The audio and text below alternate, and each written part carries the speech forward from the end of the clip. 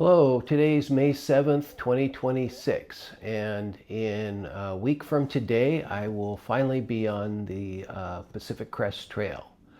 I've been wanting to do this hike for like 55 years, and at long last, it's finally becoming a reality. So first, a follow-up to my last video, with the final gear decisions I'm making for my hiking kit. So first of all, the items that I decided not to bring at all, I'm going to leave them at home and not send them forward to Kennedy Meadows.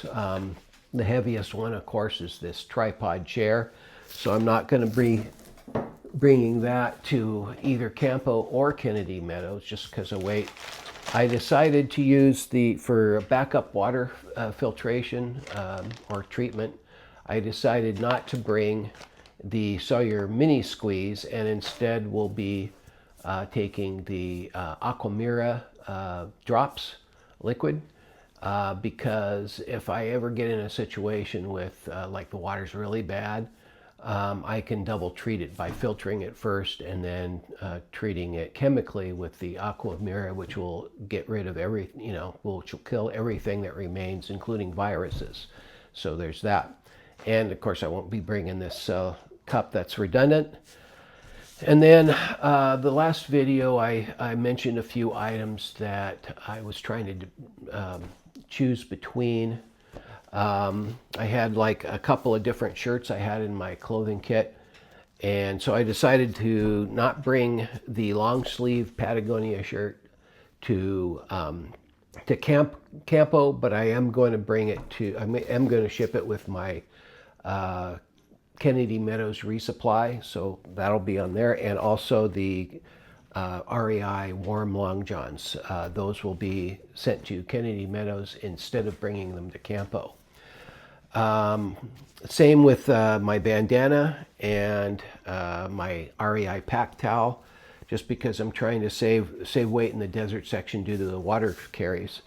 And speaking of which, and so these will go to Kennedy Meadows, but with all the stuff I'm bringing to Kennedy Meadows or shipping ahead there, I may not even use it there. I may ship some of the stuff I'm actually sending there back home. We'll see how I feel about it when the time comes.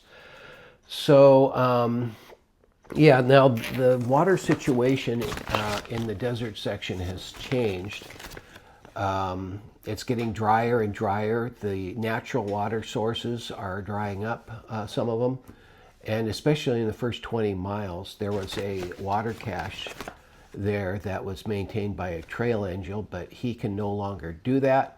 Rumor has it that somebody's stepping in for him, but it's not confirmed. So at least the first 20 miles, there will be no water, and they're recommending taking 7 to 8 liters of water from Campo to make it to Lake Marina. And then past that, of course, there could be situations too. So in addition to the 4 water bottles that I'm taking, I decided to bring a few platypus and Sawyer squeeze water bladders that I happen to have, and these weigh hardly anything, so I'll stash them in my pack.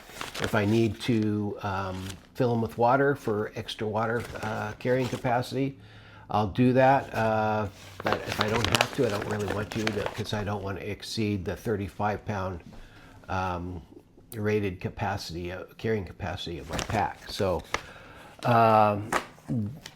as far as the base weight of my pack, which is everything except the consumables, not the fuel, not the water, not the food, and maybe other consumables, I don't know, toilet paper, whatever, but I'm going to be packing that out. It ended up being around 17 pounds. So that gives me, about 20 pounds of food and water that I can put in my pack without straining it too much. That does not include what I'm going to be carrying on the front of my pack, hanging from the straps, because since they're on the straps, that won't put any stress on the frame of the pack itself. So, like for example, this is going to be about 2.5 pounds after I fill it, and then I also have my strap, a little pocket that'll have my camera and charger and a few other odds and ends in that. And I've got waist belt pockets. I'll probably put my repair kit and part of my first aid kit in there and stuff like that. So anything that I can not put actually in the pack will reduce the stress on the pack frame, and I will not count that as part of my base weight. So as far as what I'm sending to Kennedy Meadows, I'm adding, in addition to the things I already mentioned, I'm going to add this fleece vest. You know, I'm going to be at altitudes exceeding 14,000 feet if I climb Mount Whitney. The highest pass is Forester Pass, which is 13,200 feet high at the pass. So it could be quite cold even in the summer. So I decided, well, okay, once I get to Kennedy Meadows, maybe I should bring another mid layer. So this could go underneath my puffy if I get too cold. And so if I put all that in the box that I'm sending to Kennedy Meadows, it's a pretty big box of stuff, and I'm not looking forward to adding any of that to my pack, quite frankly. The bear can itself weighs over 1.5 pounds, and right now I've got my tent and my sleeping pad in there. The sleeping pad is that big Agnes one that it weighs about twice as much as the Z-Rest, so that's why I'm taking the Z-Rest in the desert section to save some weight. And I'll probably send the Z-Rest home and use the big Agnes for the remainder of the trip. So there's that. That box is about 12 pounds. So, you know, but again, I won't have to carry as much water. So through the Sierra, I'll only have to carry like 1 liter because there's water pretty much everywhere with all the streams and snowmelt and everything. So that's those are the final preps for my gear kit. So with that, I'd like to move on and express some thanks to those that have helped me get to this point. I'm 66 and I'm still in pretty good health, so I'd like to thank God for that, actually. My parents both passed when they were 69 years old, and my dad had some really severe health problems the last 5 years, so I'm very grateful for my continued good health. Even though I got a little belly, that'll probably disappear on this trip. I'd like to thank my lovely and long-suffering wife for putting up with me for almost 39 years now, in spite of my faults, which are many. And she'll be shipping my resupply boxes to me at the appropriate times along the way.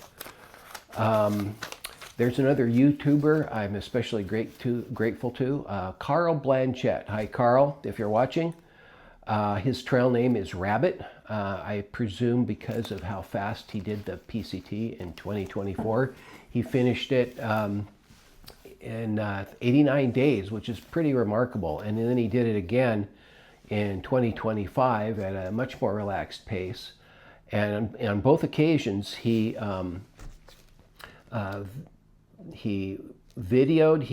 recorded, edited, and uploaded all his videos, which are many, using nothing but an iPhone. And I thought that was pretty amazing. So I reached out to him, and he has very graciously coached me through a very steep learning curve on how to do that myself. I got my first smartphone and have been learning how to use video editing software and everything. He guided me through that. So thank you very much, Carl. Eric Acerson, trail name Eric the Black. Eric, he publishes the Pacific Crest Trail Pocket Atlas that I highlighted in my last video. It's a very good resource, and he also has a website with a lot of hiker resources. I used his gear guide on his website to fine-tune my own kit, and I'm using his Pocket Atlas. I used it to plan my resupply points and I'll be bringing those with me on the trail because it has topo maps. So it'll be a backup to an app I'm going to be using called Far Out, which will be on my iPhone that has a lot of information on it for people that are already out on the trail. So thank you, Eric, for making these excellent resources public. Next, J. Michael Callahan. His trail name is the Hiking Rev. He was in the ministry for like 40 years or something like that. And when he retired, he started doing a lot of hiking and then putting YouTube videos up. A lot of his videos have excellent advice for older hikers like me. So I really appreciate that information and can relate to a lot of it. And finally, the legend himself, George Woodard, trail name Billy Goat. I've never met Billy Goat, but he's quite famous in the PCT hiker community, and both he and Rev inspired me to believe that, maybe I can actually do this thing even in my late 60s. So I'm going to leave links to information about all four of these gentlemen in the description. Check it out.